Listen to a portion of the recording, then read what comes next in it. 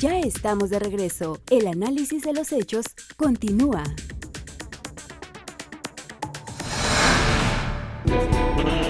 Se ha administrado los partidos pequeños de Carlos.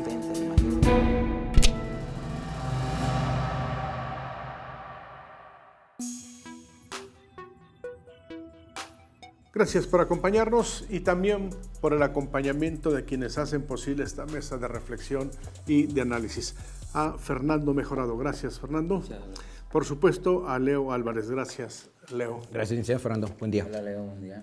Bien, derivado de la lectura de la carta pastoral del arzobispo de la Arquidiócesis de Durango, del obispo de la diócesis de Gómez Palacio y del obispo de la prelatura del Salto, Pueblo Nuevo, encuentro una diferencia sustantiva entre la carta pastoral de este año con respecto a la de hace 6 años que se llevaron a cabo la renovación del gobierno del Estado. Y es que hay diferentes hallazgos en este documento, más interesante que el que hace 10 años. El de hace 6 años lo recuerdo porque en una oportunidad tuve la oportunidad de comentarlo, tanto en escrito como en electrónico. Fue un documento sumamente pobre. Hoy hay varios hallazgos derivados de su lectura. ¿Qué hallazgos encontraría usted, Fernando? Intensiva y provocativa.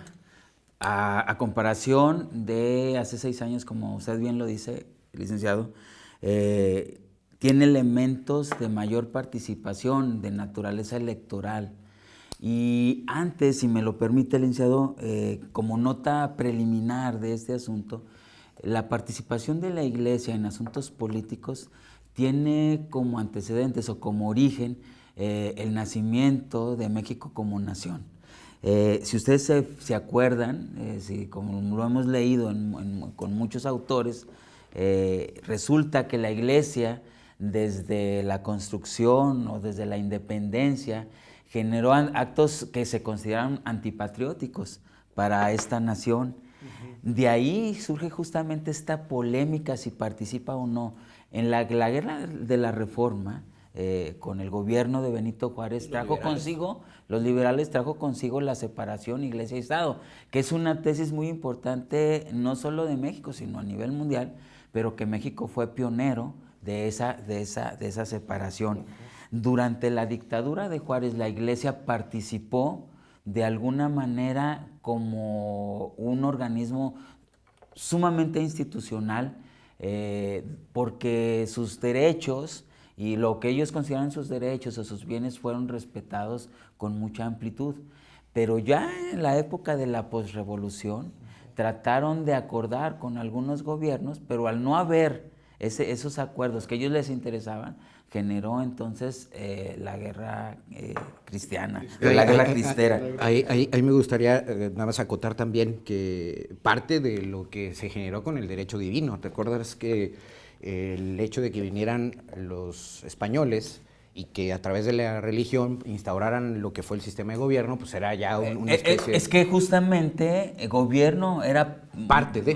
No, es más, no había división, gobierno, sí. Eran gobiernos religiosos. Y esto que mencionas de la Reforma es originado a partir del humanismo y las ideas de Ilustración y del Renacimiento, que obviamente la Reforma es una copia de lo que es la ley francesa, la separación de Iglesia y Estado, y los norteamericanos, que son los que lo llevan a su máxima expresión, aunque toman en cuenta el respeto de una serie de iglesias o religiones, ¿no? En el caso de México y en el caso de Latinoamérica podemos hablar, por ejemplo, en ese caso de Chile, Argentina, Uruguay y México, que somos, digamos, las leyes o constituciones más estables posterior, en nuestro caso, a la Reforma, ¿no? A diferencia, por ejemplo, de gobiernos o constituciones de América Latina, en el caso de Colombia en 1991, ya se incluye o estaba integrado el Congreso Constituyente por un par de religiosos cristianos, por supuesto, e hicieron que se incluyera la palabra Dios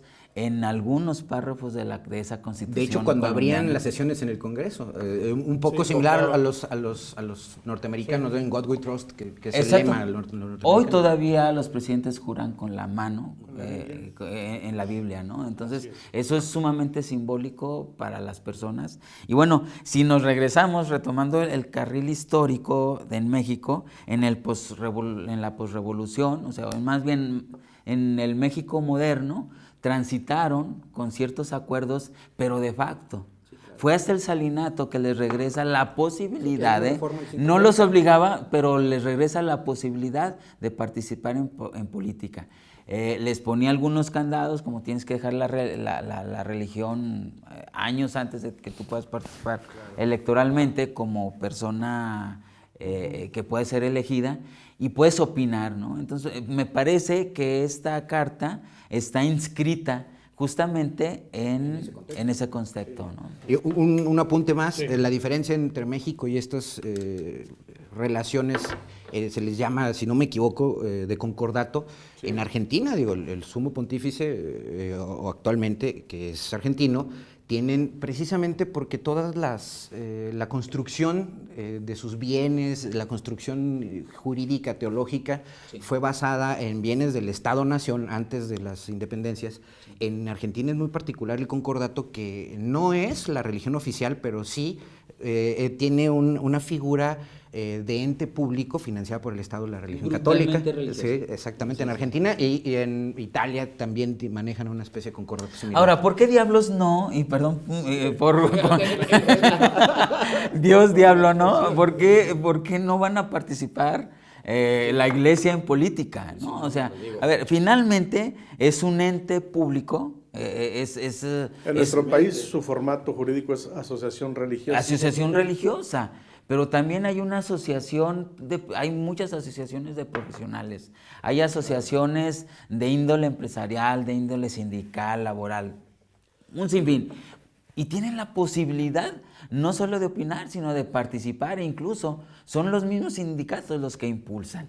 Me parece el gobierno, o sea, el gobierno también tiene una cercanía, ¿no? Sí, claro. Me parece que esa carta, o que los religiosos no solo pueden o pudieran participar en política, deben de participar en política, igual que participan muchas personas, muchos organismos de otra índole. Pero ahí me parece que debemos de hacer un hincapié, porque es la misma iglesia, o las mismas iglesias, vamos a ampliar este asunto, porque hay pentecosteses y mormones y un sinfín de iglesias en México y en el mundo. Ellos mismos se asumen como que las características de su asociación va más allá de la política. Eso lo sitúa entonces en un escalón más arriba de las demás asociaciones. Entonces, en ese caso, tienen ventaja comparativa con respecto de los demás. Entonces, ellos se están autoexcluyendo. Sí. Aquí me gustaría, ya aterrizando esta parte que es muy importante, ¿no? El análisis que acabas de generar, a lo que usted mencionó al principio. O sea, si me permites, vamos a un corte y en este segundo segmento entramos ya a los hallazgos que contiene la carta pastoral sobre el tema electoral. Regresamos.